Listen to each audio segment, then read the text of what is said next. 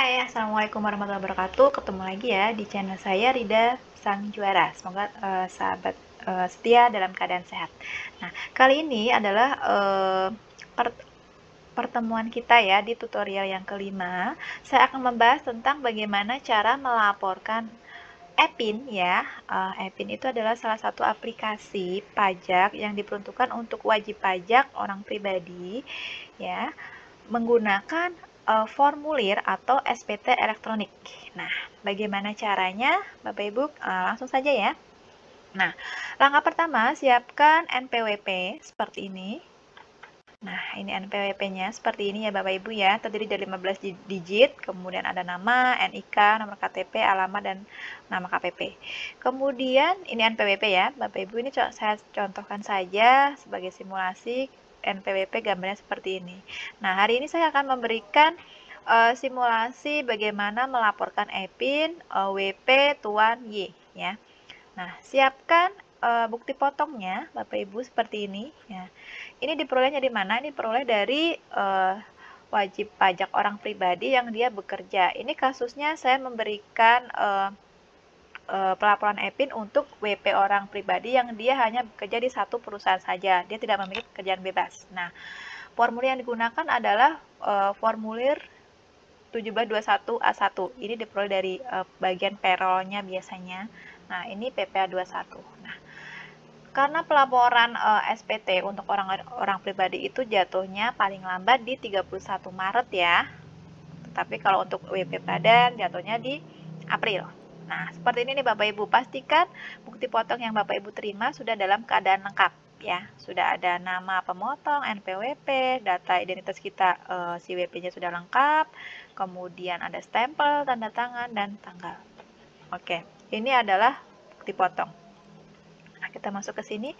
Caranya bagaimana? Kita login dulu di website DJP ya. Di djponline.pajak.go.id atau cukup di pajak www.pajak.go.id juga bisa. Nah, kita login dulu ya. Nah, kalau sudah di enter, akan muncul tampilan seperti ini nih Bapak Ibu. Nah, kita masukin dulu login ya, username sama passwordnya. Username diisi dengan apa? Diisi dengan nomor NPWP yang akan Bapak Ibu laporkan. Nah, ini saya sudah tulis di sini, tinggal di paste. Kemudian masukkan passwordnya. Ini yang Bapak Ibu laporkan pada saat Bapak Ibu mendaftarkan e-Pin pertama kali. Ya. Kemudian kita masukkan kode keamanannya atau security code. Masukkan. Ini saya coba, ini kalau nggak salah kecil ya. PNF. Nah, kita coba dulu. Kita kemudian masuk. Nah, oke, ini adalah tampilan pelaporan SPT di tahun-tahun sebelumnya. Ada 2016, 17, 18, 19. Nah, karena kita masuk di tahun 2021, artinya Bapak Ibu akan melaporkan ISPT tahun 2020 ya. Oke, menunya ada di sini. Ada arsip SPT, buat SPT, draft SPT, dan bantuan. Langsung saja kita masuk ke menu buat SPT. Nah, jika ada pilihan atau pertanyaan seperti ini, kita isi dulu ya. Apakah Anda menjalankan usaha atau pekerjaan bebas? Tidak ya. Jawabnya tidak, karena ini kasusnya adalah si WP yang dia hanya bekerja di satu perusahaan saja. Kemudian yang kedua, apakah Anda seorang suami atau istri yang menjalankan kewajiban perpajakan terpisah atau pisah harta? Ini iya ya. Ini tergantung dari wajib pajaknya tersendiri ya Bapak Ibu ya, karena beda-beda. Nah, diarahkan sama sistem, Anda dapat menggunakan formulir 1770S. Silakan form yang akan Anda gunakan. Nah, ada 3 option. Bisa bentuk formulir, bisa bentuk panduan, bisa upload SPT. Nah, karena kita e-Pin, saya memakainya yang ini. Ya. Bapak Ibu juga bisa menggunakan 2 option ini ya. Bebas. Oke, masuk, diklik. Nah, kita isi dulu tahun pajaknya tahun 2020. Statusnya SPT-nya normal ya, karena baru pertama kali. Jika Bapak Ibu sudah melakukan pertama kali sudah input, kemudian ada yang salah, silakan Bapak Ibu pilih di pembetulan. Karena ini baru pertama kali masuk, langsung ke next. Nah, ada reminder seperti ini, Bapak Ibu tinggal di yes saja. Apakah Anda akan menggunakan data tersebut untuk pengisian SPT? Ya. Oke. Ada progres halaman pertama sampai halaman kelima. Bapak Ibu harus selesaikan sampai selesai ya, sampai finish. Baik, kita masuk ke bagian A. Penghasilan yang dikenakan PPh PINA jika Bapak Ibu ada silakan ditambah di sini. Jika tidak ada langsung ke daftar harta. Oke, masuk daftar harta. Kalau misalkan sama dengan SPT tahun lalu, Bapak Ibu silakan masuk ke sini. Karena ini sama ya. Nih, ini sudah ada. Ini diklik, nanti akan muncul seperti ini. Nah, jika ada yang baru silakan ditambah. Tapi jika tidak ada, langsung ke berikutnya. Lanjut ke daftar hutang. Nah, jika ada utang, tinggal diklik. Tapi kalau misalkan tidak ada, langsung ke berikutnya, ke daftar tanggungan. Nah, daftar susunan keluarga ya, maksud saya. Nah, oke. Yang ini kita ke sini dulu. Oke. Nah, coba kita juga bisa melihat yang sebelumnya ya Bapak Ibu ya. Coba saya ulangi kembali. Ini akan muncul seperti ini. Jadi Bapak Ibu jangan khawatir, masih bisa selama belum di submit ya. Bapak Ibu masih bisa untuk mengedit. Nah, ini saya ulangi. Karena ini tidak ada, saya next ke harta. Hartanya masih sama. Saya langsung ke daftar utang karena nggak ada utangnya ya. Jadi saya langsung ke daftar tanggungan. Tanggungan juga saya nggak di WP ini nggak ada ya, maksudnya. Langsung ke selanjutnya. Nah, masuk ke lampiran pertama nih Bapak Ibu. Nah, penghasilan neto dalam negeri lainnya tidak termasuk penghasilan dikenakan PPh PINA dan atau cepat PINA.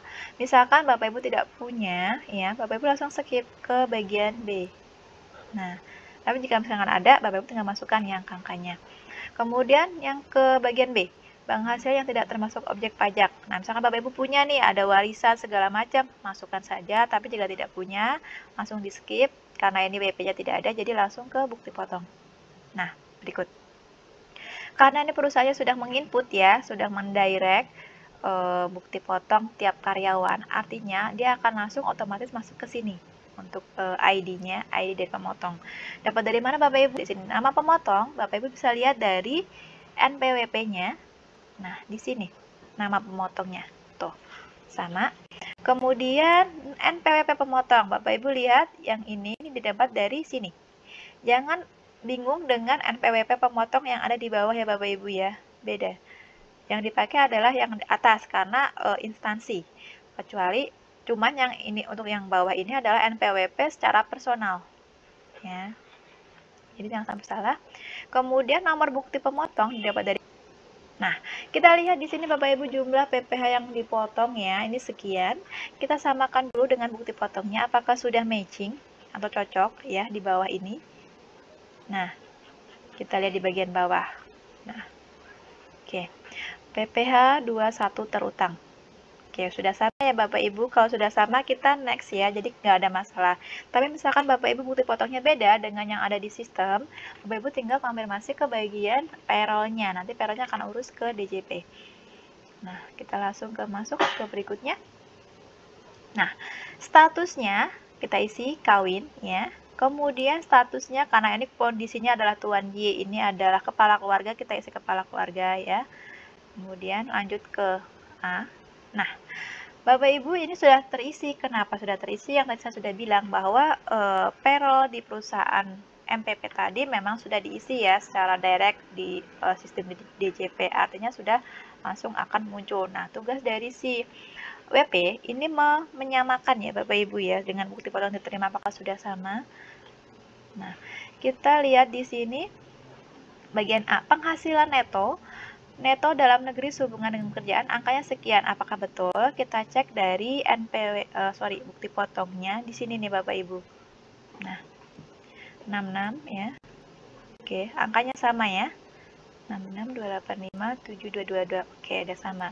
Kemudian masuk lagi karena ini yang dua nggak ada, langsung nominal angkanya sama. Kemudian yang poin 6 ini jumlah penghasilan neto setelah dikurangi pengurang karena nggak ada pengurang, langsung segini angkanya. Kita cek di sini. Oke. Masih sama ya di 12 ini ya. Nomor 12 masih sama. Kemudian karena nggak ada pengurangnya juga masih sama segini ya, sama ya. Oke, kita langsung next.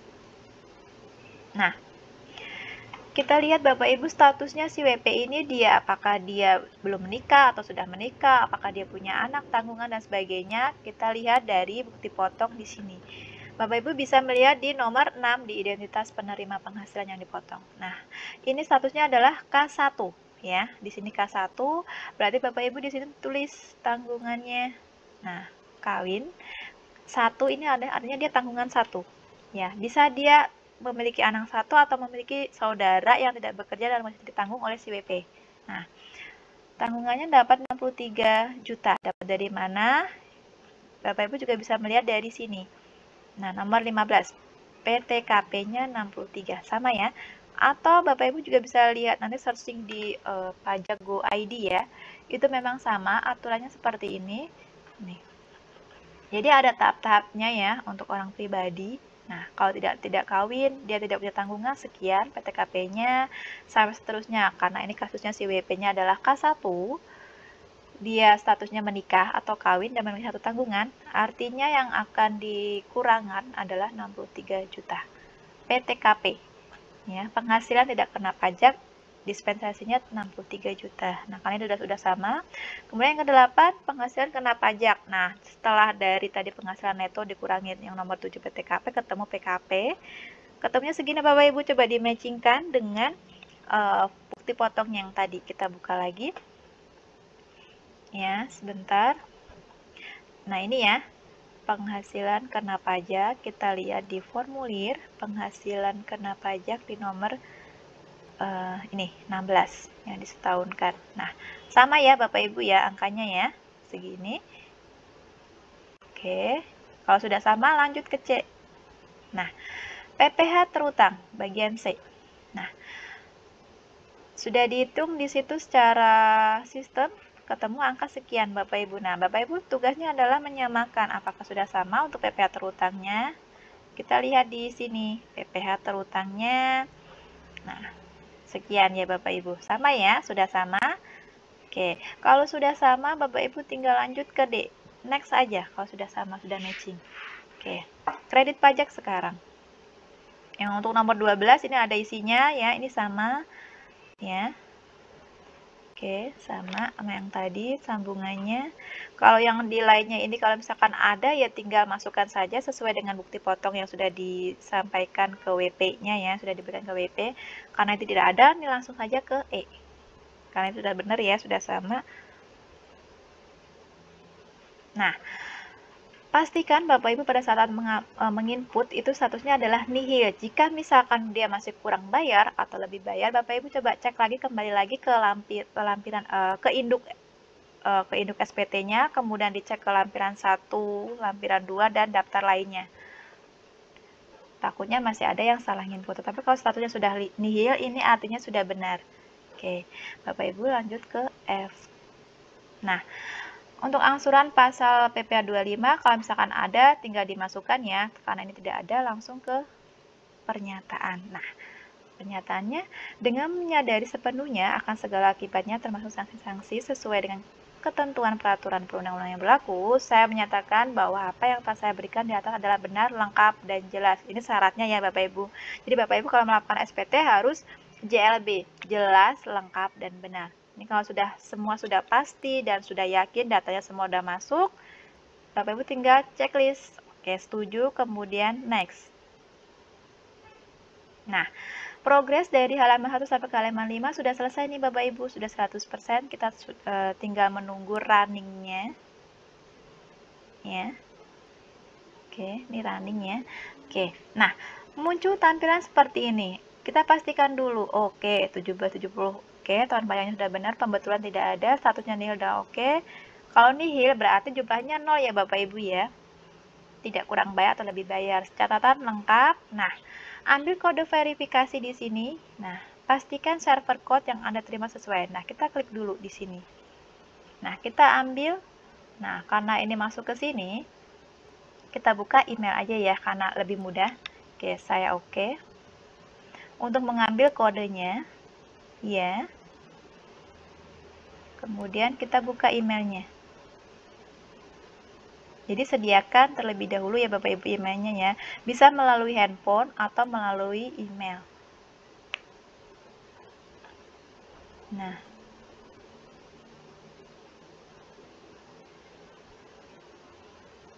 oke, kita tunggu.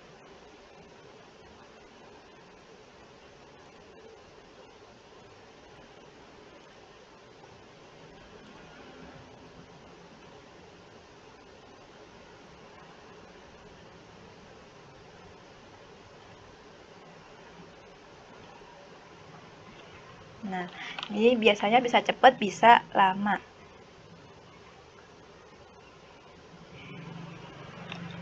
Ya. Kita nunggu notifikasi. Nah, kalau misalkan belum, kita coba klik lagi. Nah,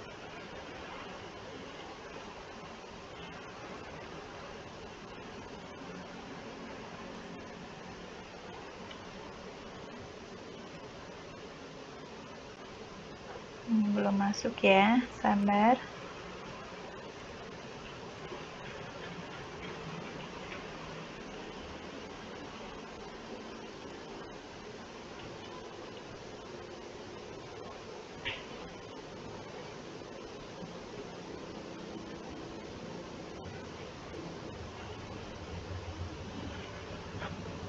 Oke, kita cek di sini ya, di semua inbox atau mungkin di spam ya Bapak Ibu ya, karena suka ke situ.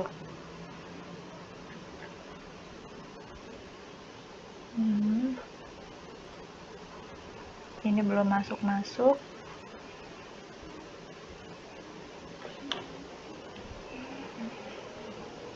Harus sabar ya, tapi sih biasanya cepat ya, harusnya sih cepat. Oke, kita tunggu dulu.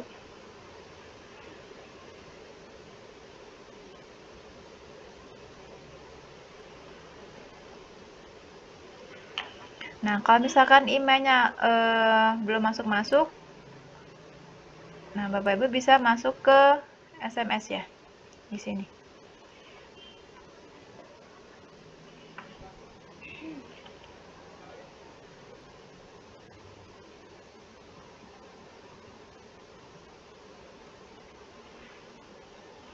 Nah,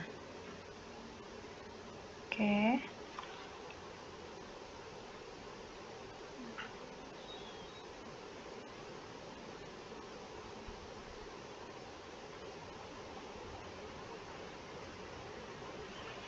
Ini saya sambil ngecek email, sambil mengecek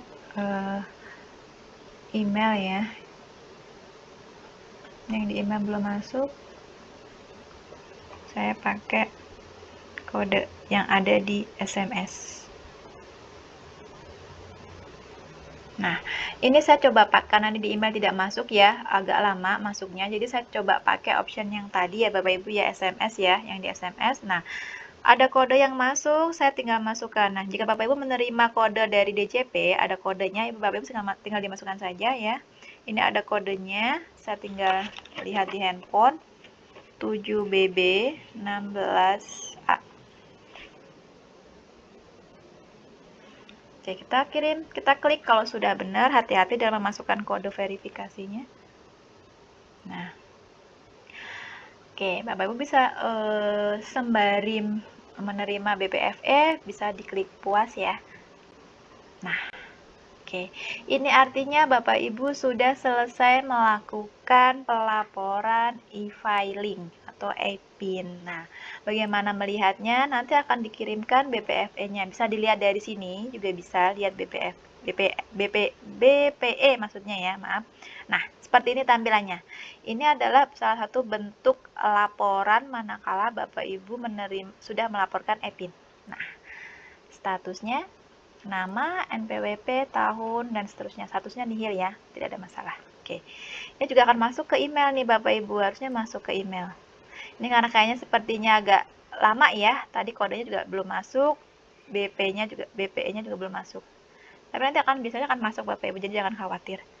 Ya, oke, ini sudah selesai Bapak Ibu. Kalau mau lihat SPT-nya bisa. Ini yang tadi kita sudah input seperti ini detailnya, ini induknya yang tadi kita sudah lakukan, ini lampirannya juga ada, lampiran 2 juga ada, tuh sudah masuk semua. Nah, seperti ini. Nah, oke, itu untuk tahap pertama, tahap normal ya Bapak Ibu. Nah, seperti ini. Nah, misalkan Bapak Ibu mau melakukan, oh ada perbaikan nih, saya belum memasukkan daftar susunan keluarga. Nah, jadi Bapak Ibu bisa buka lagi ya. Seperti tadi, kita lihat dulu untuk arsip SPT-nya. Nah, oke. Ini ya. Nah, Bapak Ibu bisa masuk ke sini.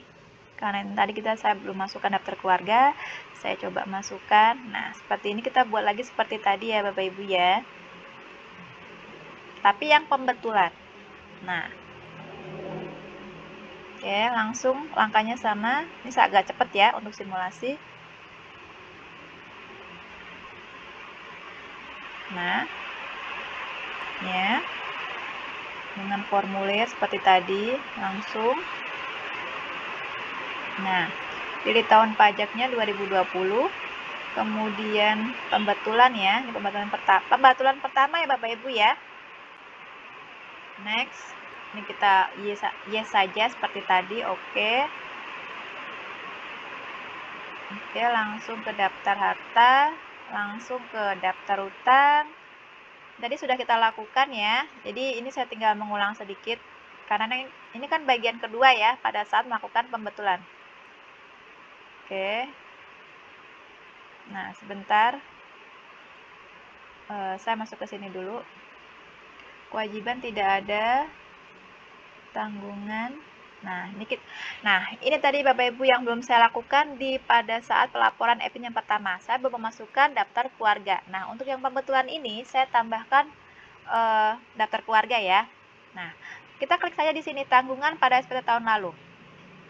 Nah, sudah terrecord. Jadi kita tinggal klik saja nih Bapak Ibu, tidak perlu menginput kembali ya. Oke, kalau sudah. Nah, ini bedanya sama yang pertama tadi. Yang pertama saya belum input daftar keluarganya. Nah, kalau yang pembetulan ini saya sudah input. Oke, kita langsung ke next. Ya. Ini tadi tidak ada, langsung ke B. Ini juga tidak ada. Lanjut. Ini sudah betul ya angkanya. Langsung saja next. Nah, oke, lanjut identitas. Angkanya sudah betul semua tadi ya Bapak Ibu ya. Oke, angkanya sudah betul. Jadi kalau sudah betul tidak usah dirubah. Kecuali kalau salah baru kita rubah. Oke, PP totalnya langsung ke D. Kreditnya langsung. Kredit pajaknya langsung ya. Sekarang sudah betul. Oke, satunya sudah nilai ya Bapak Ibu, artinya sudah benar. Nah, lanjut ke F. Nah, oke, ini tidak ada kosong. Lanjut pernyataan, kita klik lagi setuju. Selanjutnya, nah ini sudah 100% nih Bapak Ibu, artinya sudah selesai. Sama seperti tadi ada server code-nya ya. Server code-nya kita lakukan lagi seperti tadi.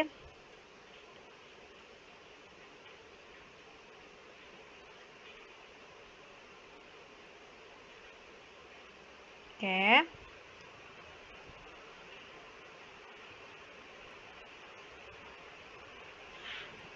Kita klik di sini. Nah, karena kita coba emailnya juga nggak masuk ya. Saya kurang tahu nih Bapak Ibu nih. Bisa jadi karena dia lama atau jaringannya ya. Kita pakai yang SMS saja, kita masukkan. Oke. Ya. Nah, kita tunggu notification. Kita tunggu notification-nya.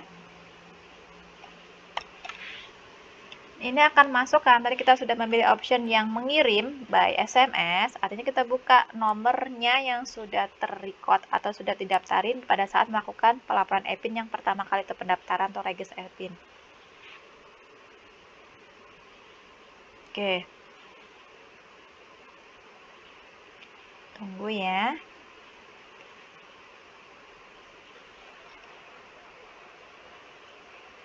Sambil menunggu kodenya masuk ke SMS.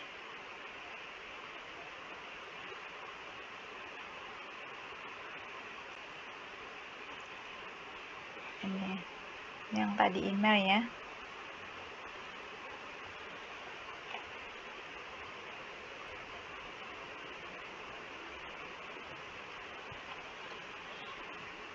Nah, kita pastikan juga jenis formnya sudah betul, tahun pajaknya, ini pembetulan pertama, statusnya nihil, ya, jumlahnya 0 ya.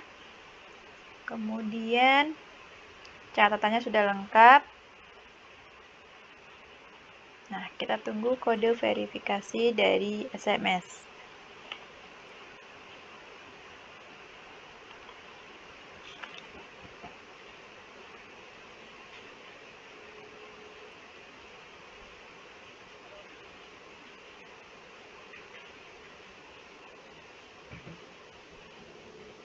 Harus bersabar ya Bapak Ibu ya.